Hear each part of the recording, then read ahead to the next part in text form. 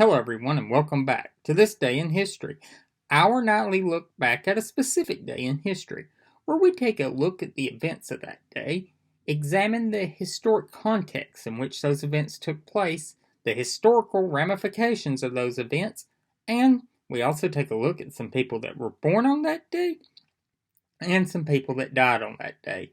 As always, if you have not yet, please hit that like button, the subscribe button, the bell notification icon to be alerted anytime I post new content, and tell a friend. And without any further ado, this day in history, March the 30th. And on this day, in 1981, U.S. President Ronald Reagan was shot in the chest as he left the Washington Hilton after giving a speech to the AFL-CIO. It is only through the quick action of Reagan's lead Secret Service agent that Reagan survived the attack. It's very likely that if Reagan's Secret Service agent hadn't found the wound that Reagan had, that he would have died. They pushed him down in the limo, and they said, "Go to the White House." And in the back, he started coughing up blood.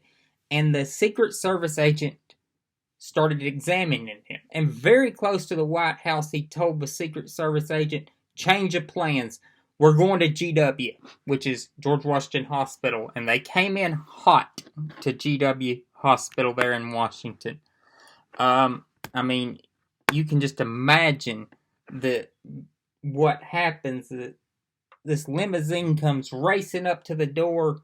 Men with machine guns jump out, and they're like, "Move, move, move." And they go in the emergency room, and they say, "Everybody out."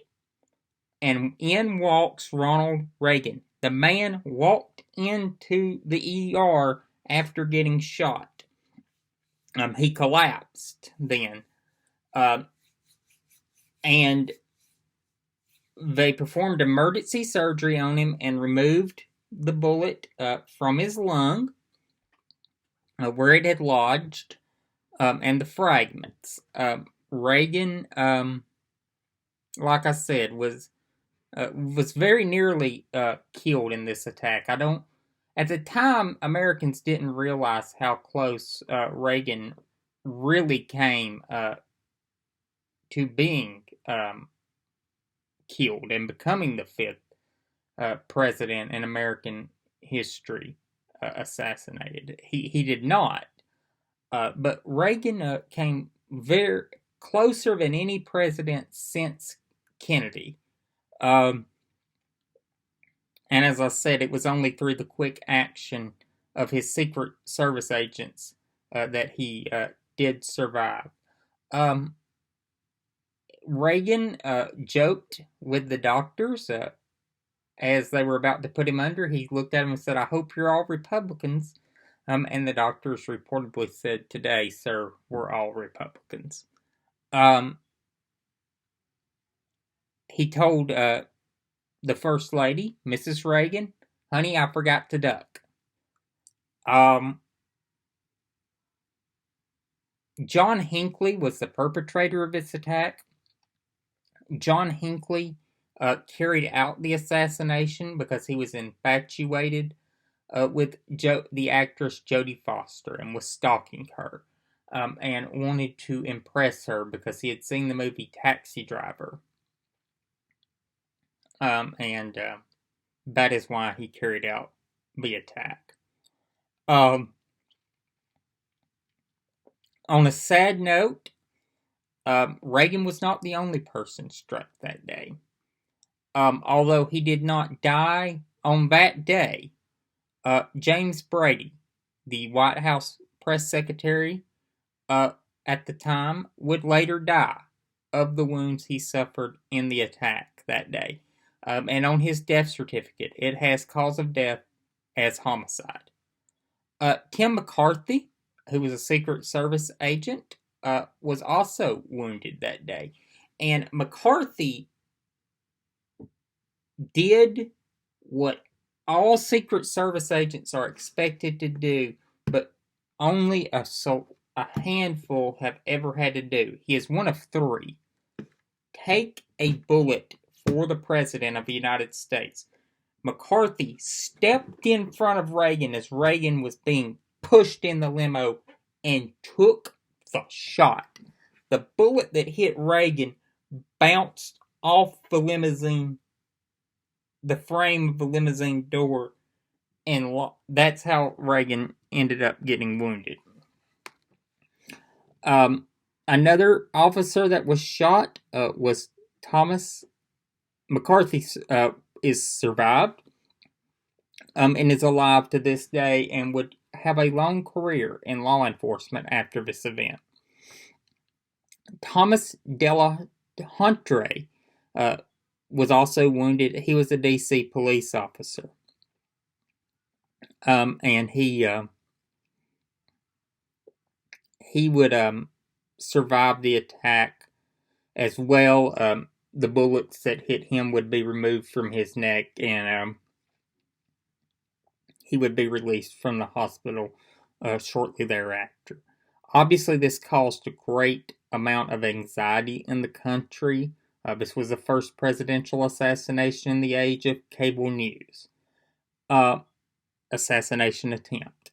Sorry. And it was a very... I've watched the footage of it. It seems to me like it would have been a very scary time because of the initial report, Reagan's not shot. Then, shortly thereafter, no, he was shot. Oh my God, he has been hit.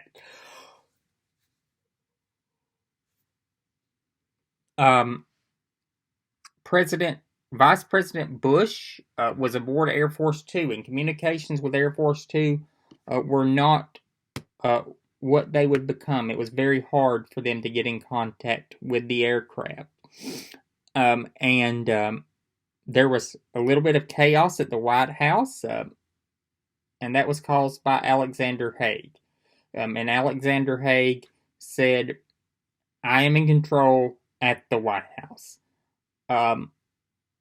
He had his famous moment where he said, well, traditionally you have the president, the vice president, and then the Secretary of State in that order, and that was incorrect. It's the president, the vice president, and the Speaker of the House. So if anyone was going to take control at that point, it would have been Tip O'Neill. But Bush was on his way back to the White House. George H.W. Bush was such a loyal vice president to Ronald Reagan that he did not land Marine 2 on the grounds of the South Lawn to get back to the White House. He said only the president lands on those grounds. He did not want to be seen as upstaging Reagan and taking over in a time of crisis from Reagan.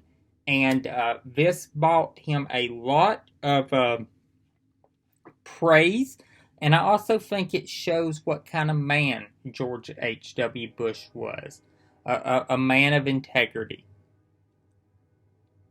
It could have been a very disastrous day in American history. It was a very scary day, but a lot of positives came out of it, especially the way presidents now leave events. You will never see a president leave the event like Reagan did now. The tents that the limousines are loaded up in front of buildings now, and the when a president visits somewhere where it's not under a tent, the door is always opened so they can push him in.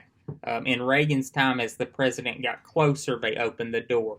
Now, if you ever see a president somewhere and the limousine is there, notice that the door remains open from the moment that car stops till the moment the door closes when the president is inside and they drive off. births that occurred on this day. McGeorge Bundy was born on this day in 1919 in Boston, Massachusetts. Bundy was the National Security Advisor for President Kennedy and President Johnson. He is best remembered today as one of the chief architects of the escalation of the war in Vietnam. Deaths that occurred on this day. In 2004, at the age of 95, in New York City, Alistair Cooke died.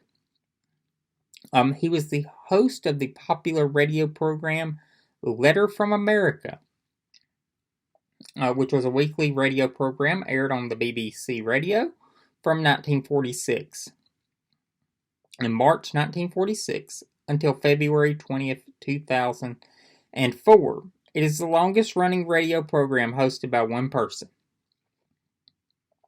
And his ashes were cremated and spread in Central Park clandestinely by his family.